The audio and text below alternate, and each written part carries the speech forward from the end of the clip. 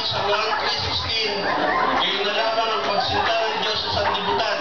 Binigay niya ang kanyang tungla na si Jesus at ang sino mang sumampalataya sa Kanya ay hindi mapahamak pagkos magkaroon ng buhay na walang hanggan.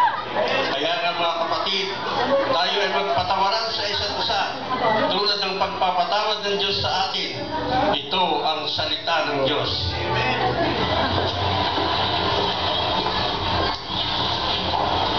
Hello, Brother Chis. Kumusta po? Tagal na po tayo hindi nagkita. Siya nga pala, Brother Chis. Gusto ko po sanang humingi ng payo sa iyo eh. Noong unang panahon kasi, nagkasamaan kami ng loob ni Brother Pedro. Tungkol po sa utang-utang ba? Chinismis niya kasi ako kaya sumama ang loob ko sa kanya. Mula noon, hindi na kami nagkikibuan. Ngayon po, gusto ko po sana magkasundo kami ni Brother Pedro. Ano po kaya ang maganda kong gawin?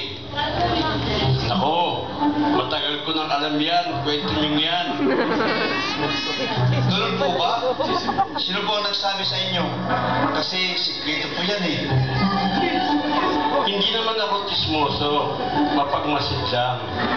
So, ibig niya yung sabihin, may magagawa kayo para magkasundo kami ni Brother Pedro? Ako dong, wag na. Alam mo yan si Pedro, mapagtanim ng galit yan. Di yan kumikibo, pero sa loob ang pulo. At yung pamilya niya, ay nako, talagang mga chismoso at chismosa.